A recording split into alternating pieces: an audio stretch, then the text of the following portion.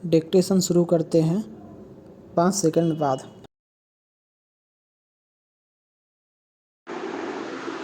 अध्यक्ष महोदय, मैं सदन का ध्यान इस ओर दिलाना चाहता हूं कि जहां तक शिक्षा का संबंध है, इस बजट में उसके लिए कोई विशेष प्रावधान नहीं किया गया है।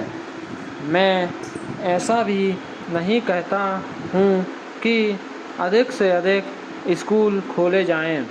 इससे मेरा तात्पर्य यह है कि जितने भी स्कूल हैं उनमें ही सभी तरह की सुविधाएं होनी चाहिए।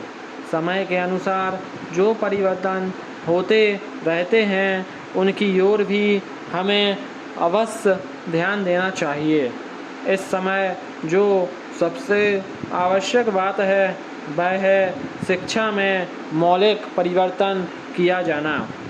हम सब इस समय लोकतंत्र के युग में रह रहे हैं और यदि हमें लोकतंत्र को सफल बनाना है तो सबसे पहले हमें ऐसे नागरिकों की आवश्यकता है जिन्हें अपने अधिकारों और कर्तव्यों का अच्छी तरह ज्ञान हो।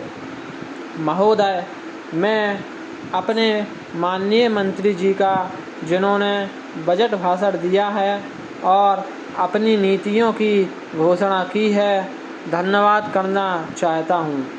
इस बजट से निश्चय ही परिवर्तन आएगा और हमें पूरा विश्वास है कि यह देश को एक नई दिशा प्रदान करेगा।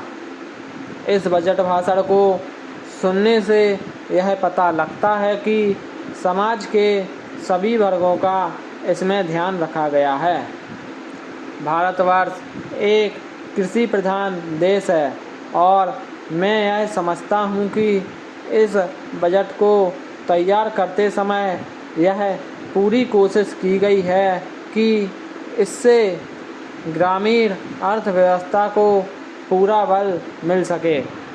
इस बजट में हमारे ग्रामीण भाइयों के लिए जो कोशिश की गई है उनमें सिंचाई के साधनों तथा गांवों में पक्की सड़कें बनाने के लिए विशेष रूप से ध्यान दिया गया है ताकि उनका गांव और खेत से अच्छा और निकट का संबंध बन सके।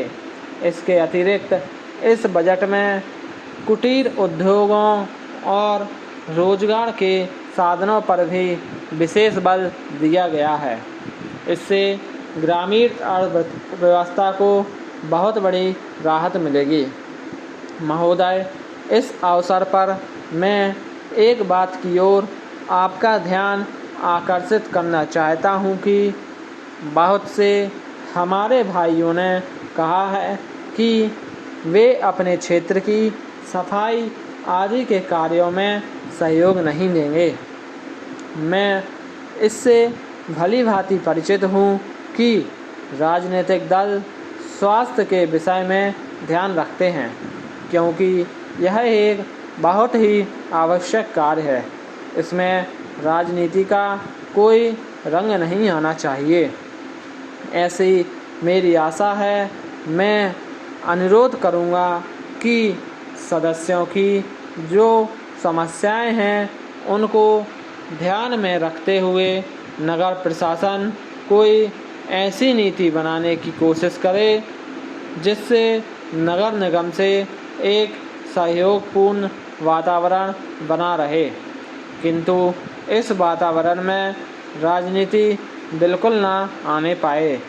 हमारे सामने एक मंजिल हो कि हमें जनता का काम करना है क्योंकि जनता के लिए हम चुनकर आए हैं। इसमें किसी दल का कोई प्रश्न नहीं होना चाहिए। पैराग्राफ एक और बात की ओर मैं सदन का ध्यान आकर्षित करना चाहता हूँ।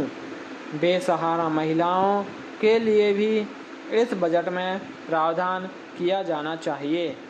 उनको आर्थिक रूप से स्वतंत्र बनाने की कोशिश की जाए। धन्यवाद।